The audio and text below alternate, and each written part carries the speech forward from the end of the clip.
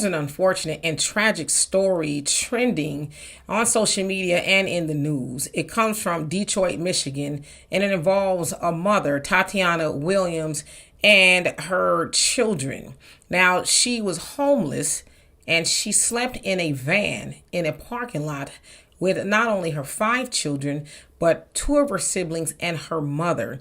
Now, it sounds like she had been homeless for a couple of months, and she said that she had reached out to any and everybody she can think of, but no one wanted to help her. Now, she also said that it was difficult. I guess a lot of people just didn't want to take care of or have 5 children in their home. And she found herself sleeping in a van. Now, on the night in question, it was about 10 degrees as they slept on the 9th floor of a hotel parking lot. And she said when she woke up, I guess around 12 in the afternoon, she noticed that 2 of her children were not breathing. They said it was carbon monoxide. Oh, I don't know what it is. There's so many stories going around. I haven't even got the right story for my own kids. But one thing I do know is they could never be cold in that car, because I keep gas in that car. I do what I got to do to keep them kids with heat. So it's not hypothermia. My kids could have never froze to death. But I called everybody. I called out of state. I called different cities. I called Detroit. I got on a cam list. I've been on a cam list for a long time. Nobody. Every time I call, they say it's no shelter, no bed. I thought I was doing the right thing. I tried to keep them warm at night. That's it. I was just trying to keep them warm. Nobody helped me. It took me to lose 2 of my kids to get this help.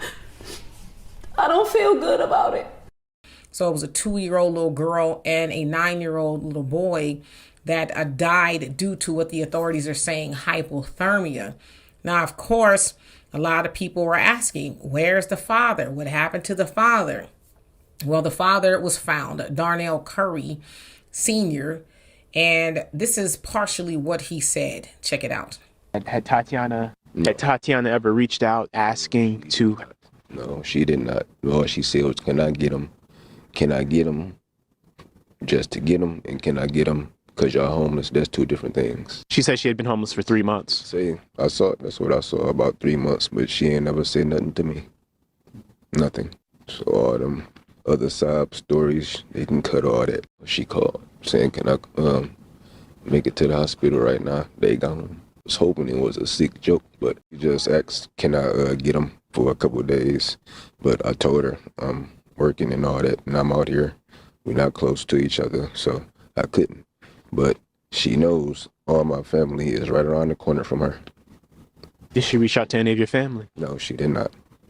And she knows she could have, like we always used to do. He says the last time he held his children was a month or 2 ago, and that they typically FaceTime, moments he will miss. And there's a, police investigation into this. What is it you would like to see come of this? Obviously, nothing's going to bring back your 9-year-old and your 2-year-old. It doesn't even matter to me. Can't get them back, so. So as you saw and heard him say there, she didn't ask him. She asked him to watch him, or to get him, but she didn't say for what reason that they needed to, be cared for by him. And now he was also asked, how long had it been since you've seen your children? And it sounds like about 2 to 3 months. And, I don't know. I don't want to go on, berating the father, because I see a lot of that. But there does need to be some sort of a berating going on, just a little bit. Now, not just for the father, but the system. Now, I'm going to get to the father in just a minute. As Tatiana said, she reached out to any and everybody she can think of. Services, friends, family, and nobody wanted to help her. Now, of course, since the tragedy happened, there's a lot of, programs and things saying, oh, well, there's help here and there's help there. But again, she said nobody would help. And of course, you hear all these experts that are, in homelessness, if you will, say, oh, well, she could have gone to warming centers and things like that. But it's like, I think if she could have done that, she probably would have. But we also know that homeless centers, or shelters rather, they're not always safe because they don't monitor everybody that goes in there, right? And so for a woman with 5 children, 2 siblings, and her mother, yeah, she probably thought it's optimal that we sleep in the van. Now, she said that she usually would leave the van running, but it ran out of gas. And unfortunately, the unfortunate happened. Now let's get to the so-called friends. Listen, I get it. Yeah, it'd be a lot if, one of my friends said, hey, with my 5 children, my mama and my 2 siblings, do you mind if we crash in your living room on your couch? Yeah, it would probably be like, yeah, it's going to be kind of inconvenient. But you know what? What's inconvenient is having to go to a funeral of, children who were innocent in the whole matter. No matter what the mom is going through, what the dad is going through, the children are innocent. So me personally, I would have said, sure, my couch, my living room, you can have the whole thing. Do whatever you need, especially if it's cold outside. But see, that's what happens when we stop being human and we stop having compassion for people, because there's no way that I would be able to sleep in my warm house under my warm comforters, knowing that my homegirl was out there in a van with her children, her mama, and her siblings. I wouldn't be able to sleep at night. I just wouldn't be. So I don't know. I wouldn't really call them her friends. Now let's get to the father. Darren, or Darnell, that's his name, Darnell. You said you went to the gym, you had your own thing going on. You hadn't seen your children for 2 months or so. And she didn't ask you to watch them because she was homeless. And it's like she said, I told him I was homeless. I asked him, could you please get the children so that I can, figure things out? And he didn't sound like he wanted to do that. And, he's there crying. And listen, I don't want to diminish his feelings because, yeah, I'd imagine it's a horrible thing. Like he said, he thought it was a sick joke. But I'd imagine it's a horrible thing to find out that your children died to an avoidable circumstances of freezing to death. That would hurt.